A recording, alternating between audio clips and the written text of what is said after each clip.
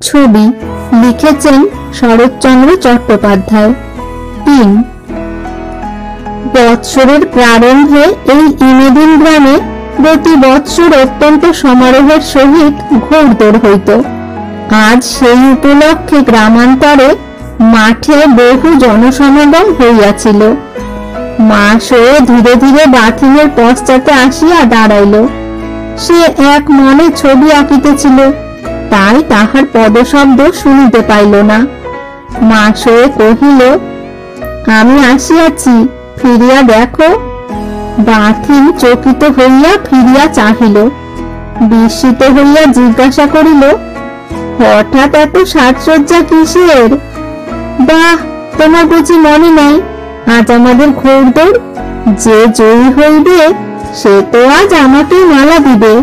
কই, তা তো শুনি নাই। বলিয়া বাথিন তাহার তুলিটা পুনরায় তুলিয়া লইতে যাইতেছিল।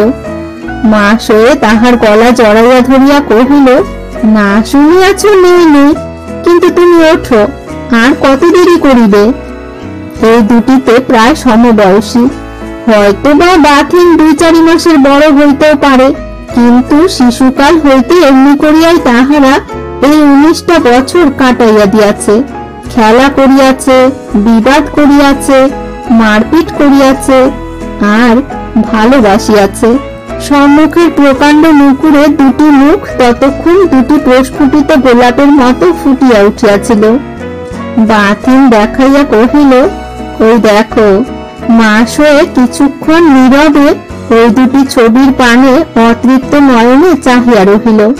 অকস্মাৎ আজ প্রথম তাহার মনে হইল সে বড় সুন্দর। আবেশে ২ চক্ষু তাহার মুদিয়া আসিল। কানে কানে বলিল, আমি যেন চাঁদের কলঙ্ক। বাথিন আরো কাছে তাহার মুখখানি টানিয়া আনিয়া বলিল, না, তুমি চাঁদের কলঙ্ক নও, তুমি কাহারও কলঙ্ক নয়, তুমি চাঁদের কৌমুদীটি। একবার ভালো করিয়া চাহিয়া দেখো। কিন্তু নয়ন মেলিতে মাসয়ের সাহস হইল না। সে তেমনি ২ চক্ষু মুদিয়া রহিল। হয়তো এমনি করিয়াই বহুক্ষণ কাটিত, কিন্তু একটা প্রকাণ্ড নরনারীর দল নাচিয়া গাহিয়া সুমুখের পথ দিয়া উৎসবে যোগ দিতে চলিয়াছিল। মাসয়ে ব্যস্ত হইয়া উঠিয়া দাঁড়াইয়া কহিল, চলো, সময় হইয়াছে। কিন্তু আমার যাওয়া যে একেবারে অসম্ভব মাসয়ে। কেন?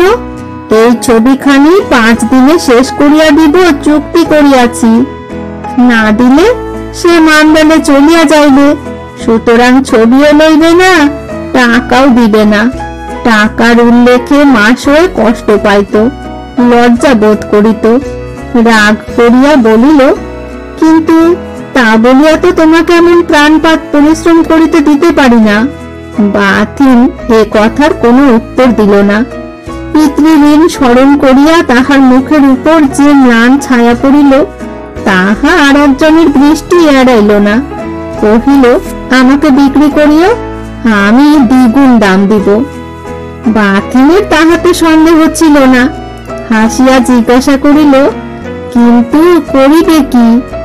মাসয়ে গলার বহুমূল্য হার দেখাইয়া বলিল, ইহাতে যতগুলি মুক্তা, যতগুলি চুনি আছে, সবগুলি দিয়া ছবিটিকে বাঁধাইব। তারপরে শোবার ঘরে আমার চোখের উপর টাঙাইয়া রাখিব। তারপরে যেদিন রাত্রে খুব বড় চাঁদ উঠিবে, আর খোলা জানালার ভিতর দিয়া তাহার জ্যোৎস্নার আলো তোমার ঘুমন্ত মুখের উপর খেলা করিতে থাকিবে, তারপরে তোমার ঘুম ভাঙিয়ে।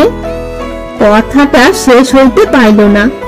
নিচে মাসয়ের গরুর গাড়ি অপেক্ষা করিতেছিল। তাহার গাড়োয়ানের উচ্চ কণ্ঠের আহ্বান শোনা গেল। বাথিন ব্যস্ত হইয়া কহিল, তারপরের কথা পরে শুনিব, কিন্তু আর নয়, তোমার সময় হইয়া গেছে, শীঘ্র যাও।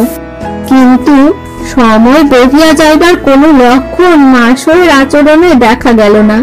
কারণ সে আরো ভালো করিয়া বসিয়া কহিল, আমার শরীর খারাপ বোধ হইতেছে, আমি যাব না। যাবে না? কথা দিয়াছ, সকলে উদ্গ্রীব হইয়া তোমার প্রতীক্ষা করিতেছে, তা জানো? মা শোয়ে প্রবল বেদে মাথা নাড়িয়া কহিল, তা করুক, চুক্তি ভঙ্গের অত লজ্জা আমার নাই। আমি যাব না। ছি, তবে তুমিও চলো। পারিলে নিশ্চয় যাইতাম, কিন্তু তাই বলিয়া আমার জন্য তোমাকে আমি সত্যভঙ্গ করিতে দিব না। আর দেরি করিও না, যাও। তাহার গম্ভীর মুখ ও শান্ত দৃঢ় কণ্ঠস্বর শুনিয়া মা শোয়ে উঠিয়া দাঁড়াইল। অভিমানে মুখখানি ম্লান করিয়া কহিল, তুমি নিজের সুবিধার জন্য আমাকে দূর করিতে চাও। দূর আমি হইতেছি, কিন্তু আর কখনো তোমার কাছে আসিব না। এক মুহূর্তে বাথিনের কর্তব্যের দৃঢ়তা স্নেহের জলে গলিয়া গেল। সে তাহাকে কাছে টানিয়া লইয়া সহাস্যে কহিল, এত বড় প্রতিজ্ঞাটা করিয়া বসিও না মা শোয়ে। আমি জানি ইহার শেষ কি হইবে, কিন্তু আর তো বিলম্ব করা চলে না। মা শোয়ে তেমনি বিষণ্ণ মুখে উত্তর দিল, আমি না আসিলে খাওয়া পড়া হইতে আরম্ভ করিয়া সকল বিষয়ে তোমার যে দশা হইবে সে আমি সহিতে পারিব না জানো বলিয়াই আমাকে তুমি তাড়াইতে পারিলে। এই বলিয়া সে প্রত্যুত্তরের অপেক্ষা না করিয়াই দ্রুত পদে ঘর হইতে বাহির হইয়া গেল।